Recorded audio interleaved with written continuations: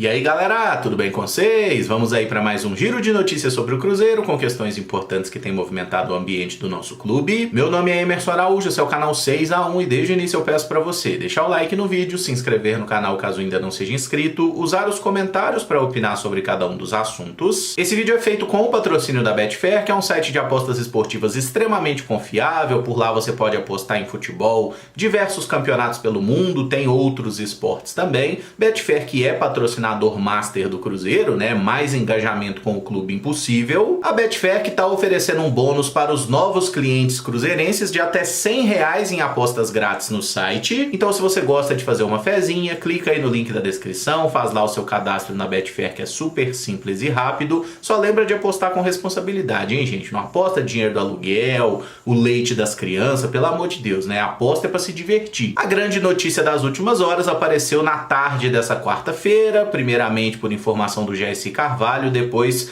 confirmada por vários outros portais, setoristas do Cruzeiro, que o Ronaldo está vendendo 20% das ações da SAF para o Pedro Lourenço, né? O Pedrinho, dono dos Supermercados BH, antigo parceiro do Cruzeiro como patrocinador, às vezes como mecenas, enfim. É importante salientar que todo mundo está falando em negociações avançadas, ou seja, o negócio ainda não foi sacramentado, não foi assinado, não está no papel, tá? Mas como o próprio Pedro Lourenço falou com alguns órgãos de imprensa, falou com o pessoal, explicou a situação, parece que o negócio é quente mesmo, que realmente ele vai comprar 20% das ações do Cruzeiro, mas tem muita coisa meio nebulosa nessa história que a gente vai abordar a partir de agora. Primeiro ponto, qual é o valor da venda desses 20% das ações? Não foram dados detalhes exatos até o momento, mas eu confio bastante na apuração do portal Deus Me Livre, tá? Que fala num valor acima de 120 milhões de reais que o Cruzeiro vai receber. E como é que essa grana vai ser gasta? É 120 milhões de reais para o Cruzeiro ir ao mercado e gastar em jogador? Me parece líquido e certo que não, né, gente? É óbvio que o Cruzeiro não vai fazer isso,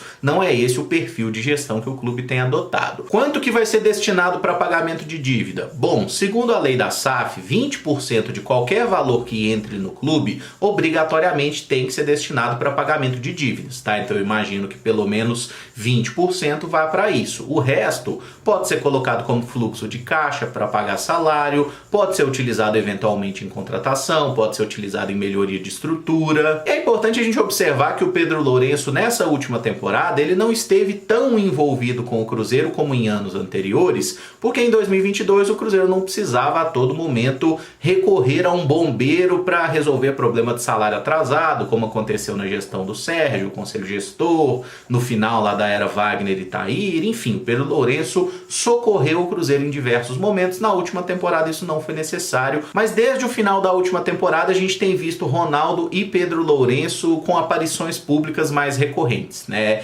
Teve o Big Blue, teve o Pedro Lourenço entrando no campo para receber a taça junto com o time, quando o Cruzeiro foi campeão da Série B. Teve a questão da obra na Toca da Raposa, que a todo momento o Cruzeiro citou que o Pedro Lourenço estava participando de forma efetiva. Teve a questão do patrocínio master na frente da camisa, né? Que os Supermercados BH abriu mão, passou para a parte de trás para que o Cruzeiro fechasse com a Betfair no espaço master. E segundo a lista de credores que foi divulgada pelo próprio Cruzeiro, o nosso clube tem uma dívida com o Pedro Lourenço superior a 16 milhões de reais. Aí eu faço um questionamento. Esses 16 milhões de reais, eles vão entrar como parte de pagamento ou como abatimento do valor que o Pedro Lourenço vai repassar para o Cruzeiro? Não sei, isso precisa ser esclarecido. Esse valor que aparentemente o Pedro Lourenço investiu nas obras para modernização da Toca da Raposa, que a gente não sabe qual é o valor, mas ele também entra como parte do pagamento? Não sabemos, o Cruzeiro também precisa esclarecer isso. E eu acho importante a gente voltar lá atrás, quando foi falado que o Ronaldo seria o comprador do Cruzeiro, né, aquele informativo do Gabriel Mesquita da XP, muito antes do Ronaldo efetivar a compra, o que só se deu em 2022. Em nenhum momento apareceu de forma transparente se o Cruzeiro teve outras propostas, quais foram essas propostas, quais foram os valores, por que é que o Ronaldo foi escolhido. Todo esse processo conduzido pela XP, ele foi extremamente nebuloso. Essa informação não veio à tona. Eles falaram, não, futuramente nós vamos divulgar. Não divulgaram porcaria nenhuma, né? O que a gente tem é o boato fato de que a 777 fez uma proposta para a compra do Cruzeiro, mas o valor dizem que era inferior, mas a gente não tem essa informação concreta. Posteriormente, a 777 foi lá e comprou as ações do Vasco da Gama. É de suma importância que apareça Ronaldo, Pedro Lourenço, Pedro Mesquita da XP, que está envolvido em tudo, o próprio Gabriel Lima, que é o cara que toma decisão no Cruzeiro, né? Porque a gente sabe que o Ronaldo é o cabeça, mas quem lida com o dia a dia do Cruzeiro é o Gabriel Lima. Eu acho que essas 4 figuras deveriam, de preferência, dar uma entrevista coletiva para todos os órgãos de imprensa de Minas, do Brasil, e esclarecer todos os pontos dessa negociação, apresentar os documentos, porque o Cruzeiro, ele fala de uma forma muito clara, tipo assim, a situação tá feia, nesse primeiro ano de Série A a gente tem que lutar, é contra o rebaixamento, e quando eles falam isso, a torcida vai junto, a torcida acredita na palavra deles. Mas sobre as negociações que são feitas em salas fechadas e que envolvem muitos milhões de reais, sobre isso ninguém tem informação nenhuma. Tudo é extremamente nebuloso. E eu acho que, assim, a SAF, o Cruzeiro Associação, o Ronaldo, seja quem for, tem que entender que o maior credor e o maior fiador que o Cruzeiro tem é a torcida dele. Porque o Cruzeiro só tá vivo por causa da torcida, e eles precisam, sim, dar mais informação para a torcida, para que a gente saiba o que é que tá acontecendo ali nas salas do Barro Preto, ou na Enseada das Garças, né? Porque a Toca da Raposa 2 meio que agora é o centro de tudo que acontece no Cruzeiro. As coisas precisam vir à tona, é tudo muito escondido, é tudo muito, parece que tudo é segredo, porra. Concretizando a negociação, o Ronaldo terá 70% das ações da SAF, o Pedro Lourenço 20% e o Cruzeiro Associação segue com os 10%. Isso significa que o Pedro Lourenço tem, digamos, uma cadeira no conselho, ele tem o direito às opiniões, ele será um dos donos do Cruzeiro, né, da SAF do Cruzeiro, mas ele não tem o poder de decisão. O poder de decisão segue com o Ronaldo e com os profissionais que ele escolheu. E a maior parte das reações que eu vi foi positiva, né? Foi de gente gostando da ideia de ter o Pedro Lourenço como esse sócio do Cruzeiro. Mas eu vi algumas pessoas um pouco preocupadas. Pô, mas o Ronaldo nem comprou e já tá vendendo um pedaço. Olha, gente, vender percentuais do clube é uma coisa extremamente comum. E aqui eu tô falando do futebol europeu, porque aqui no futebol brasileiro a gente não tem, né, um histórico para analisar de casos anteriores, mas na Europa isso é absolutamente comum, uma prática antiga, e é bom. Você vende um percentual minoritário do clube, segue mandando e você consegue capitalizar, você tem dinheiro para investir no clube. E aqui no Brasil o clube empresa é novidade, a gente não tem nenhum tipo de regulamentação quanto a isso, é importante pontuar, tá? Então a gente não sabe muito bem como é que vai acontecer, é tudo muito zoneado nessa área.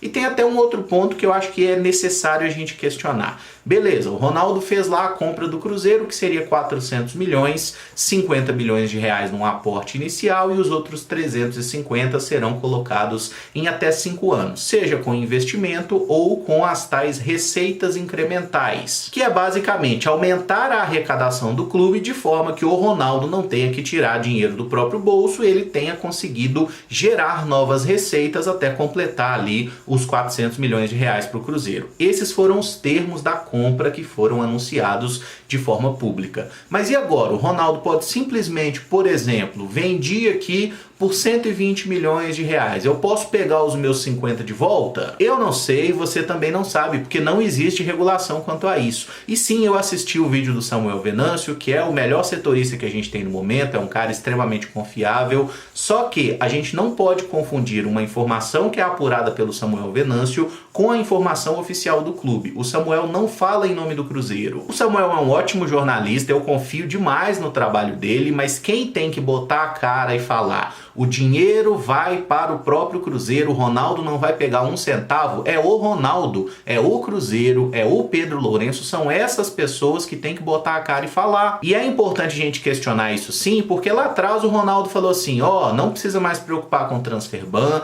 passando aí a questão das tocas da raposa para mim, as dívidas tributárias e as dívidas na FIFA, eu assumo, a gente vai pagar, não vai ter problema quanto a isso. Vocês lembram? Semana passada o Cruzeiro soltou uma nota oficial, meio ambígua, né, dizendo, ó, as dívidas na FIFA são responsabilidade da associação. A nota não fala vou pagar, também não fala não vou pagar. Então esse Pix do Pedrinho aí, se for 120 milhões de reais, se for, sei lá, 104, né, se a gente considerar 120 descontando os 16 da dívida que o Cruzeiro tem com ele. O Pix pingou na conta, o dinheiro é do Cruzeiro ou é do Ronaldo? Me parece que é do Cruzeiro, mas e se o Ronaldo quiser pegar um pedaço para ele? Tem algo que impeça? Eu não sei, eu acho que precisa ser explicado, os caras têm que botar a cara. O mais provável na minha cabeça é que o valor que entrar no Cruzeiro vá ser utilizado como capital de giro do clube mesmo. O que eu quero dizer com isso? É grana que vai ser utilizada para pagar salário do pessoal, eventualmente o Cruzeiro vai fazer uma ou outra contratação mais interessante, todo mundo tá vendo que a gente precisa de mais zagueiros, né? Pelo menos um ou dois zagueiros ali para encorpar melhor o setor. Mas até aproveitando a figura do Pedrinho, esquece o papo do camisa 10 do Pedrinho, tá, gente? O Cruzeiro não vai trazer o Everton Ribeiro, esse tipo de decisão não passa por ele. Se o Pedrinho quiser contratar o Everton pro Cruzeiro, ele tem que ir lá e falar assim, ô Everton, sai do Flamengo, eu vou te registrar aqui como funcionário do supermercado BH e vou te emprestar pro Cruzeiro. Aí eu vou acreditar. O Cruzeiro, com a folha salarial que a gente tem, não vai ter jogador desse tipo, o Pedrinho comprando percentual ou não. Acredito que o modo sustentável de gestão do Cruzeiro não vai ser modificado e nem deve ser modificado, tá? Eu acho que esse é o caminho mesmo. E eventualmente as contratações que a gente fizer tem que ser jogadores que se encaixem dentro do perfil do clube, né? Jogadores que vão ser utilizados pelo Pessolano, caras que tenham eventualmente um potencial de retorno técnico imediato e financeiro no futuro. E eu gosto da ideia de ter o Pedro Lourenço próximo do Cruzeiro, ajudando efetivamente o clube, porque ele é um cara que salvou a nossa pele em diversos momentos, né? Se a gente fala que o Ronaldo salvou o Cruzeiro esse ano, o Pedro Lourenço salvou algumas vezes também, porque nós poderíamos até ter caído para a Série C se não fosse ele acertando algumas questões de salário atrasado na época de Filipão, na época de Luxemburgo. Esse cara já ajudou muito o Cruzeiro e eu gosto de ter ele por perto do clube. A questão é que Pedro Lourenço também envolve riscos. Lembremos que é um cara multimilionário, bilionário, enfim, tem dinheiro pra caralho, e gente desse tipo não costuma ter muita paciência, e nós já vimos pelo menos 2 episódios em que o Pedro Lourenço, até bem intencionado, meteu o pé pelas mãos. Por exemplo, 2020, depois de uma derrota pro América no início da Série B, né? Pedro Lourenço demitiu o Anderson Moreira, né? Que pode ser que o trabalho do Anderson não desse em nada, mas os técnicos que vieram depois também não fizeram melhor que ele. E o Pedro Lourenço, dando aquela entrevista pro Arthur Moraes, ele dinamitou o trabalho do Anderson num início de campeonato. No final de 2021, naquele jogo que acabou sendo a despedida do Sobis, do Ariel e até do próprio Fábio. E do Moreno também, né? Porque o Marcelo Moreno não voltou a jogar pelo Cruzeiro. Mas naquele jogo, o Pedro falou, em entrevista, se eu não me engano foi para Itatiaia, que o Manuel e o William Bigode estavam fechados com o Cruzeiro para 2022. Nas 2 oportunidades, Pedrinho parecia estar para lá de Bagdá. Então, assim, ter um cara que tem um percentual das ações do clube dando entrevistas mamado na imprensa é um perigo sim, porque ele pode vazar informação importante. E acho que ele, sendo um dos donos do Cruzeiro, vai se sentir mais encorajado a dar palpite na imprensa sim. E a imprensa, sabendo disso, vai procurar o Pedro Lourenço para falar, sabendo que ele tem esse potencial de gerar instabilidades dentro do clube ou cliques, né, para os veículos de imprensa, que é isso que eles querem no final das contas. Então a gente tem que entender esse pacote também. O Pedro Lourenço é um cara que precisaria se policiar um pouco mais, entender qual é o novo papel dele no clube. Resumo da ópera, eu acho interessante essa aproximação do Pedro Lourenço, acho super natural que o Ronaldo venda um percentual do clube para capitalizar, né, para ter dinheiro, para fazer o clube ter um respiro maior. Acho que tudo isso tá beleza, não tem o menor problema. O que eu acho que falta mesmo, desde o início da SAF no Cruzeiro, é transparência, que as pessoas apareçam,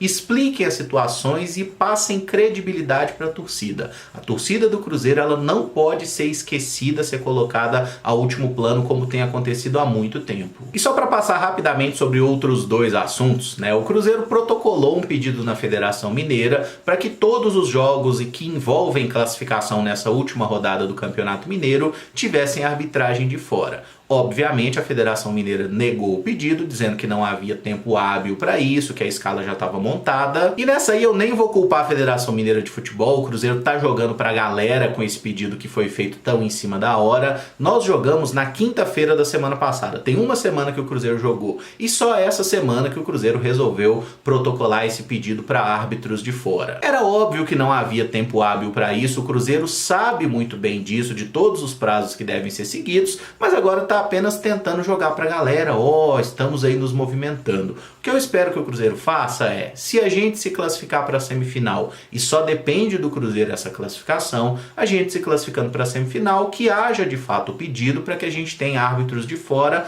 nos jogos da semifinal, seja contra o Atlético ou contra o América. A gente já tem elemento suficiente para saber que a arbitragem da Federação Mineira de Futebol não é confiável e, se for possível trazer árbitro de fora, é sempre uma boa. Mas para essa última rodada, fazendo o pedido em cima da hora, era lógico que o Cruzeiro não ia conseguir, e todos do Cruzeiro sabem disso. Fizeram só para falar que fizeram mesmo. E para fechar bonito, nosso time sub-20 venceu o Atlético Goianiense por 3-2 na estreia do Brasileiro Sub-20. Nossos gols foram marcados por Ítalo, Fernando e Lázaro. O próximo jogo é no sábado, dia 11 de março, contra o São Paulo em Cotia. Não tem como falar sobre o jogo porque não houve transmissão dele, tá? O que a gente pode é falar sobre a marcha do placar, que indica que foi um jogo bem pegado, né? O Cruzeiro abre o placar, toma um empate, inclusive com o gol do Kevin, que era jogador da base do Cruzeiro do ano passado, que foi liberado pra lá. A gente faz 2-1 com o Fernandinho e aí o Atlético Goianiense empata de novo e o Cruzeiro marca o terceiro gol com o Lázaro já ali na reta final, faltando 10 minutos para acabar. O Lázaro, que foi uma das novidades no time, né? Ele foi contratado recentemente, veio do Inter de Minas, já chegou